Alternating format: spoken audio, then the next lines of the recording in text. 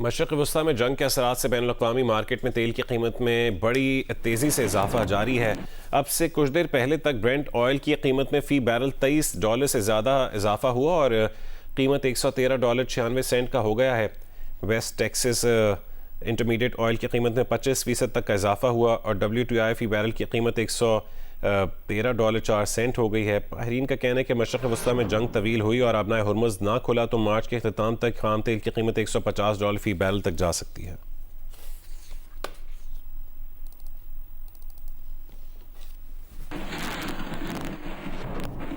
ملک میں کفایت شہری اور بچت کے حوالے سے حتمی لاحمل کا باضابطہ اعلان آج کیا جائے گا۔ وزیر اعظم شہباز شریف کا کہنا ہے کہ ملکی معیشت کو ہر ممکن استحکام فراہم کرنے کے لیے تمام ضروری فیصلے کیے جائیں گے۔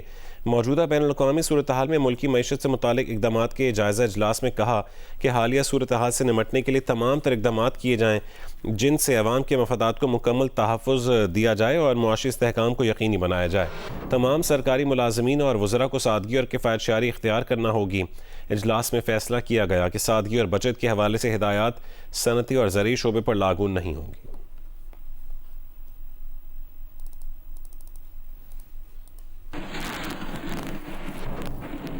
ایران کے نئے سپریم لیڈر کا انتخاب کر لیا گیا ہے۔ سینئر عالم دین آیت اللہ احمد علم الہدا کا کہنا ہے کہ سپریم لیڈر کا باضابطہ اعلان مجلس خبرگان کے سیکریٹریٹ کی جانب سے کیا جائے گا۔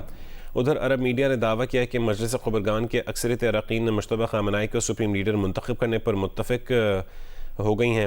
رپورٹ کے مطابق سپریم لیڈر کے باضابطہ اعلان میں تاخیر سیکیورٹی خدشات کی وجہ سے ہے۔ برطانوی ٹی وی کا بھی کہنا ہے کہ ایران کی مجلس خبرگان نئے سپریم لیڈر پر متفق ہو گئی ہے۔ امریکہ اور اسرائیل کے حملے میں آیت اللہ خامنہئی کی شہادت کے بعد اسرائیلی میڈیا بھی ان کے بیٹے مجتبی خامنہئی کے نئے سپریم لیڈر کی حیثیت سے منتخب ہونے کا دعویٰ کر چکا ہے۔ ادھر اسرائیلی فوج نے فارسی میں نئے ایرانی رہبر معظم کو دھمکی دی ہے۔ اسرائیلی فوج کا کہنا ہے کہ ہم خامنہئی کے جانشین کے تعاقب میں ہیں۔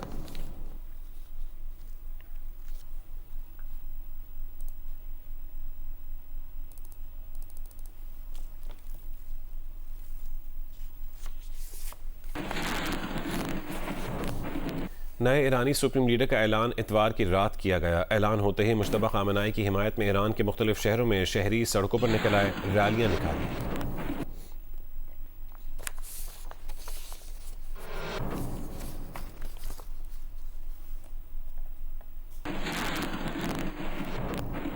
ایرانی صدر مسعود پزشکیان نے کہا ہے کہ نئے سپریم لیڈر کا انتخاب قومی اتحاد اور ارادے کی مضبوطی ہے۔ فیصلہ ملکی یکجہتی اور قومی وحدت کے فروغ کے لیے ہے۔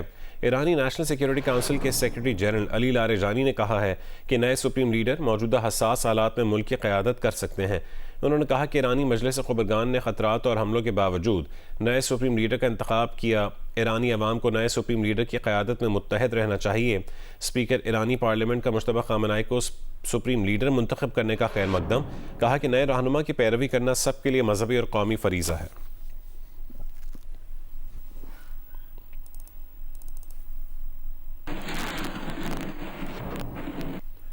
مشرق وسطیٰ اور پاکستان کے درمیان فضائی رابطوں میں کچھ بہتری آ گئی ہے۔ فلائٹ شیڈیول کے مطابق پاکستان سے 76 پروازیں منسوخ جبکہ 63 آپریشنل ہیں۔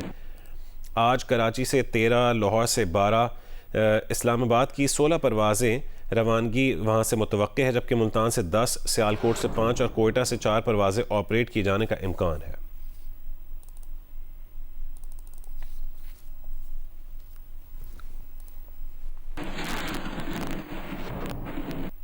امریکہ نے ایران سے جنگ میں اپنے 7ویں فوجی کی ہلاکت کی تصدیق کر دی ہے۔ امریکی سینٹرل کمانڈ کے مطابق امریکی فوجی 1 مارچ کو سعودی عرب میں امریکی فوجی اڈے پر حملے میں زخمی ہوا تھا جو بعد میں دم توڑ گیا۔ امریکہ نے کہا ہے کہ اس نے مرنے والے امریکی فوجی کی شناخت اس کے رشتہ داروں کو اطلاع تک خفیہ رکھی جائے گی۔ امریکی محکمہ خارجہ نے سعودی عرب میں امریکی سفارتی عملے کو فوری طور پر انخلاء کی ہدایت کر دی ہے۔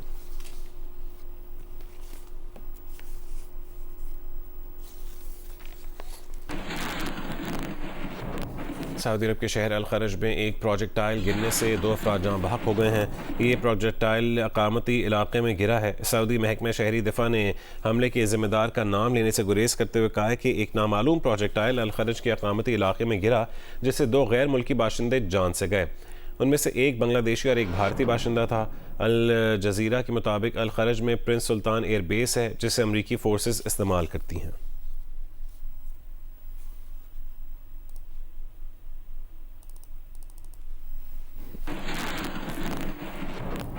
مشرق وسطیٰ میں کشیدہ صورتحال کے تناظر میں چینی نمائندہ خصوصی برائے مشرق وسطیٰ نے ریاض میں سعودی وزیر خارجہ فیصل بن فرحان سے ملاقات کی ہے۔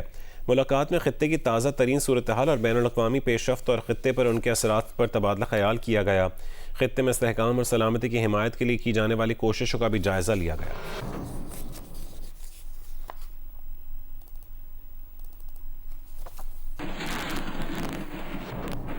اماراتی صدر محمد بن زاید ال نہیان اور امریکی صدر ڈونلڈ ٹرمپ کا ٹیلی فونک رابطہ ہوا۔ ایرانی حملوں اور مشرق وسطیٰ کی صورتحال پر تبادلہ خیال کیا گیا۔ دونوں رہنماؤں نے خطے کی سیکیورٹی پر بھی گفتگو کی۔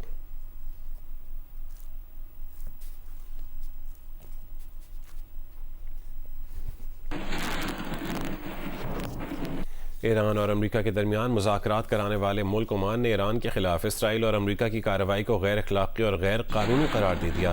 عمان کے وزیر خارجہ نے کہا ہے کہ ہمسایوں کے خلاف ایران کی جوابی کارروائی پر بھی اظہار افسوس ہے اور فریقین سے کہا ہے کہ وہ جنگ بندی کر کے ایک بار پھر سفارتکاری کی طرف واپس آئیں۔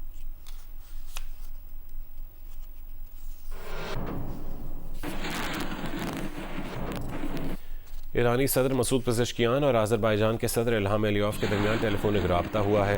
ایرانی صدر نے کہا ہے کہ آذربائیجان میں گزشتہ ہفتے ڈرون واقعے میں ایران ملوث نہیں ہے۔ ایرانی صدر کی واقعے کی مکمل تحقیقات کرانے کی بھی یقین دہانی۔ دونوں رہنماؤں نے خطے کی صورتحال پر بھی گفتگو کی۔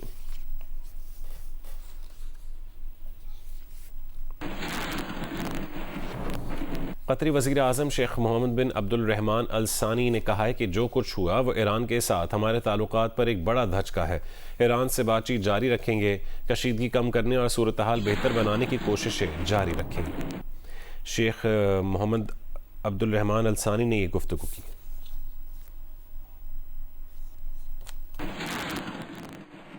اسپین کے وزیر اعظم نے ایک بار پھر ایران پر اسرائیلی اور امریکی حملوں کے خلاف آواز اٹھائی ہے۔ ایک تقریب سے خطاب میں اسپین کے وزیر اعظم نے کہا کہ گزشتہ چند روز سے کچھ لوگ کہہ رہے ہیں کہ ایران جنگ کی مخالفت کر کے اسپین دنیا میں تنہا رہ گیا ہے۔ یہ وہی لوگ ہیں جنہوں نے اس وقت بھی یہ باتیں پھیلائی تھیں جب اسپین نے فلسطین کو بطور ریاست تسلیم کیا تھا، پھر اس کے بعد دیگر ملکوں نے بھی یہی قدم اٹھایا۔ تو ہم تنہا نہیں، ہم پہل کرنے والے ملک ہیں، اور اب دیگر ملک بھی ایران جنگ کی مخالفت کر رہے ہیں۔ آخر میں وہی لوگ تنہائی کا شکار ہوں گے جو اس جنگ کی حمایت کر رہے ہیں۔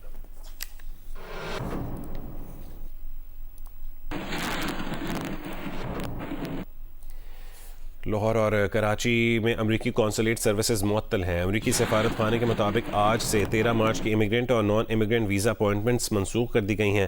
درخواست دہندگان کو نئی اپوائنٹمنٹ کے لیے ہدایات ای میل کے ذریعے دی جائیں گی۔ امریکی شہریوں کے لیے معمول کی اور ایمرجنسی سروسز جاری رہیں گی۔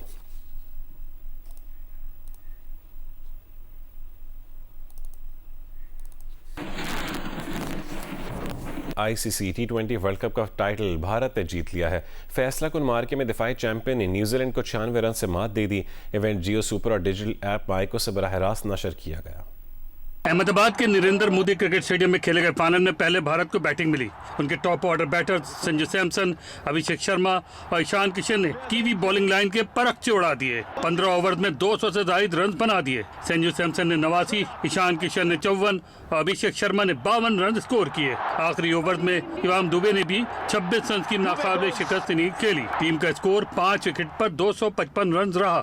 جیمی نیشم نے 3 وکٹیں حاصل کی۔ ہدف کے تعاقب میں کیوی بیٹرز کا بلہ خاموشی رہا۔ ٹیم سائفرٹ 52 اور کپتان مچل سینٹنر 43 رن کے ساتھ نمایاں بیٹر رہے۔ کیوی ٹیم 159 رنز پر آؤٹ ہو گئی۔ پلیئر آف دی فائنل بمراہ نے 4 اور اکثر پٹیل نے 3 وکٹیں حاصل کی۔ T20 ورلڈ کپ کے میچز جیو سپر اور ڈیجیٹل ایپ مائیکو پر براہ راست نشر کیے گئے۔ پاکستان کا سب سے بڑا polo tournament 63 national open polo championship برائے قائد اعظم گولڈ کلب کا فائنل سنسنی خیز مقابلے کے بعد ٹیم ایف جی پولو نے جیت لیا ہے۔ فائنل سے قبل نیزہ بازی کے نمائشی مقابلے بھی ہوئے۔ لاہور سے رپورٹ کریں گے Sohail Imran. This time, incoming, Vetemar, trying to get something going here. Back to defend. Aibak polo ground میں پولو فائنل سے قبل نمائشی نیزہ بازی کے مقابلوں میں مرد و خواتین نیزہ بازوں نے اپنی مہارت کا شاندار مظاہرہ کیا۔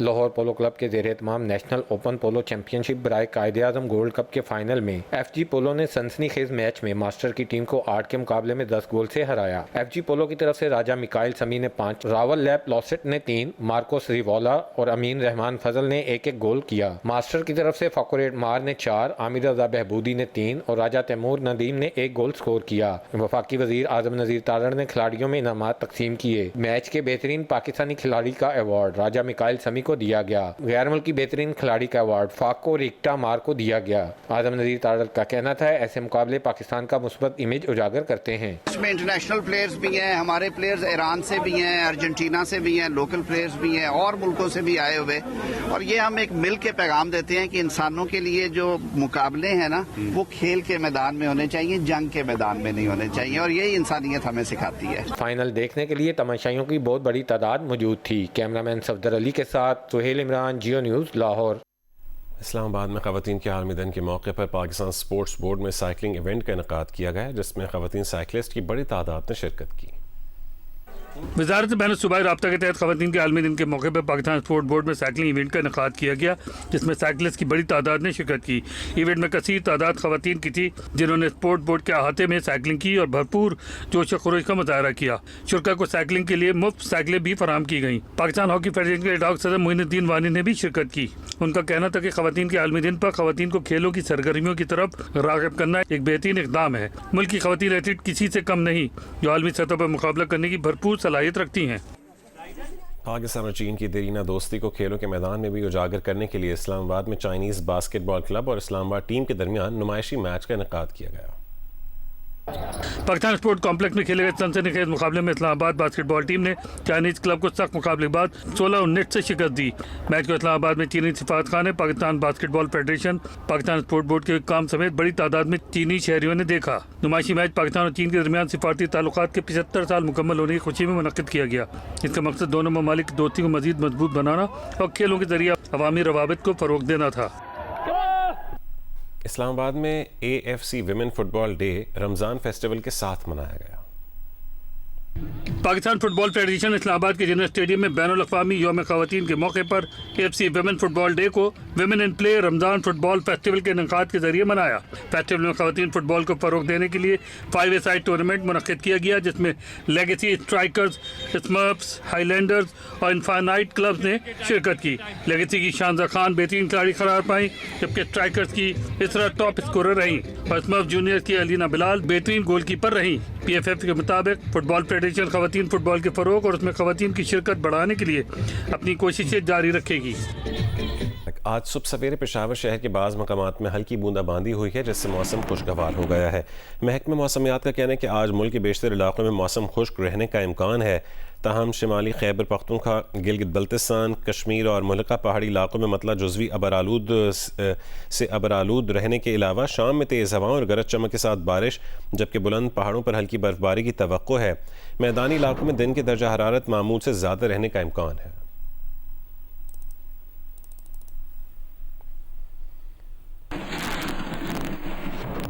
ڈیرہ غازی خان کے سرحدی گاؤں جوتر میں کارروائی کے دوران 4 دہشت گرد مارے گئے جبکہ 11 فرار ہو گئے۔ سی ٹی ڈی نے 15 دہشت گردوں کی موجودگی کی اطلاع پر چھاپہ مارا۔ پولیس کے مطابق کارروائی کے دوران فائرنگ کے تبادلے میں 4 دہشت گرد مارے گئے جبکہ 11 دہشت گرد رات کی تاریکی کا فائدہ اٹھاتے ہوئے فرار ہو گئے۔ پولیس کا کہنا ہے کہ ہلاک دہشت گردوں کے قبضے سے اسلحہ اور بارودی مواد بھی برآمد ہوا ہے جبکہ مفرور دہشت گردوں کی گرفتاری کے لیے علاقے میں سرچ آپریشن جاری ہے۔ سرگودا میں کوٹ ناجا کے قریب مسلح ڈاکو نے 80 لیٹر پیٹرول لوٹ لیا ہے۔ قائد آباد سے جانے والے ٹریلر کا ٹائر پنڈی بھٹیاں کے قریب پھٹ گیا ہے اور پولیس کے مطابق ٹریلر کا عملہ پنکچر لگانے میں مصروف تھا تو 2 مسلح ڈاکو پہنچ گئے۔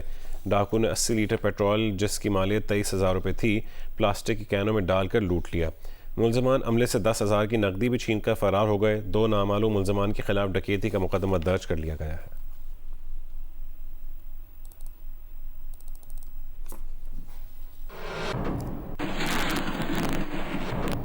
سندھ کے سینئر وزیر شرجیل میمن نے خواتین کے عالمی دن کے موقع پر پنک سکوٹی تقسیم کرنے کی تقریب سے خطاب کرتے ہوئے کہا ہے کہ خواتین کو بااختیار بنانا ہمارا فرض ہے۔ محکمہ ٹرانسپورٹ نے خواتین کے لیے مختلف منصوبے متعارف کروائے۔ پنک سکوٹی کے لیے کسی سفارش کی ضرورت نہیں ہے، صرف ڈرائیونگ لائسنس اور اسٹوڈنٹ کارڈ یا پھر ملازمت کارڈ ہونا ضروری ہے۔ یہ اسکیم ہمارے معاشرے کی سوچ کو تبدیل کرنے کی اسکیم ہے۔ تفصیلات رانا جاوید کی رپورٹ میں دیکھیے۔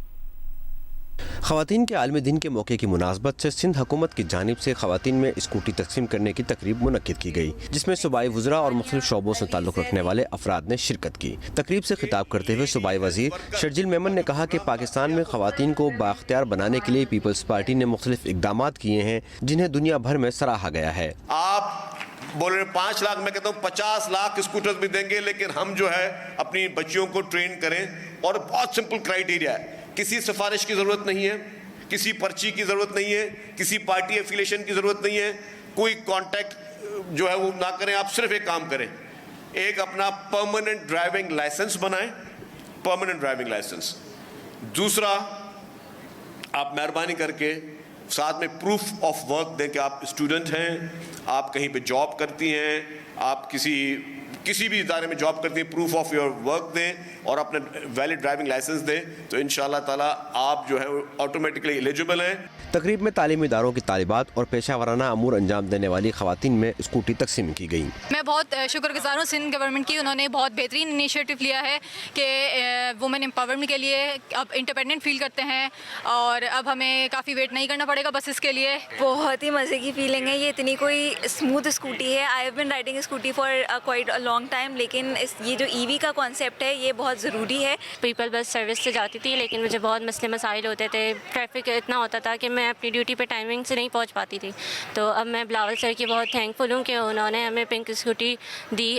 صوبائی وزیر شرجیل میمن نے کہا کہ خواتین کو بااختیار بنانے کے لیے کئی منصوبے جاری ہیں، جبکہ مزید منصوبے شروع کرنے سے متعلق مختلف اقدامات کیے جا رہے ہیں۔ کیمرامین جاوید عمرانی کے ساتھ رانا جاوید، جیو نیوز، کراچی۔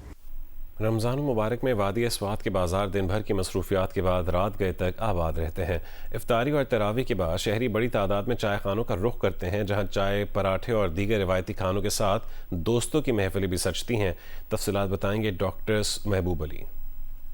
رمضان کی راتوں میں سوات کے مختلف بازاروں میں واقع چائے کے ہوٹل اور ڈھابے خاص طور پر افطاری کے بعد آباد ہو جاتے ہیں۔ لوگ تراویح کے بعد دوستوں کی ہمراہ یہاں آتے ہیں اور چائے، پراٹھے، انڈے اور چولو سے لطف اندوز ہوتے ہیں۔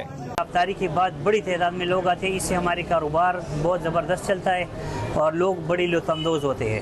3، 3:30، 4 بجے تک کام کرتے ہیں اور پراٹھا، چائے، انڈا، چھولا یہ ہمیں بیچتے ہیں اور لوگ بہت شوق سے کھاتے ہیں۔ چائے خانوں میں صرف کھانے پینے کا ہی سلسلہ نہیں ہوتا، بلکہ یہاں دوستوں کی محفلیں بھی جمتی ہے، جہاں گپ شپ اور ہنسی مذاق کے ساتھ ساتھ رمضان کے راتوں کا لطف دوبالا ہو جاتا ہے۔ اپنے دوستوں کے ساتھ نکلے اور تھوڑا سا ٹائم سپینڈ کرے، اس کے ساتھ اگر چائے پراٹھا ہو جائے تو بہت ہی زیادہ مزہ دگنا ہو جاتا ہے۔ رمضان المبارک میں سوات کے چائے خانے صرف کاروبار کا مرکز ہی نہیں، بلکہ سماجی مل جول اور دوستوں کی محفلوں کا بھی اہم حصہ بن جاتے ہیں۔ کیمرامین محمد زبیر خان کے ساتھ ڈاکٹر محبوب علی، جیو نیوز، سوات۔ ڈیجیٹل گھڑیوں اور اسمارٹ فونز کے اس دور میں بھی شاہینوں کے شہر سرگودا میں وقت کی سوئی آج بھی 100 سال پرانی روایت پر تھمی ہوئی ہے۔ یہاں سحر و افطار کی اطلاع کسی الارم یا موبائل نوٹیفیکیشن سے نہیں، بلکہ فضا میں گونجنے والے ایک زوردار دھماکے سے دی جاتی ہے۔ رپورٹ کریں گے ملک محمد اصغر۔ شہر کی مرکزی جامع مسجد بلاک نمبر 1 کی انتظامیہ سال ہر سال سے افطاری اور سحری کی اطلاع شہریوں کو دینے کے لیے بارود کا ایک گولہ فضا میں پھاڑتے ہیں۔ اس گولے کے دھماکے کی آواز کئی کلومیٹر دور تک سنائی دی جاتی ہے۔ ہم سب اس انتظار میں ہوتے ہیں کہ گولہ بجے اور گولے کی جو دھماکے کی آواز ہمارے کانوں میں پڑے۔ جب گولے کی آواز ہمارے کانوں میں پڑتی ہے تو اسی سے ہم روزہ رکھتے ہیں اور افطار کرتے ہیں۔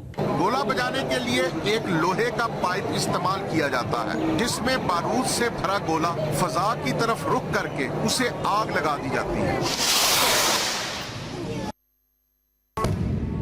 یہ طریقہ کار گزشتہ 100 سال سے زائد عرصہ سے اختیار کیا جا رہا ہے۔ دھماکہ خیز مواد سحری اور افطاری کے وقت ایک مرتبہ پھاڑا جاتا ہے، جبکہ عید الفطر کا چاند نظر آ جائے تو خوشی سے شہر میں بارود کے کئی دھماکے کیے جاتے ہیں۔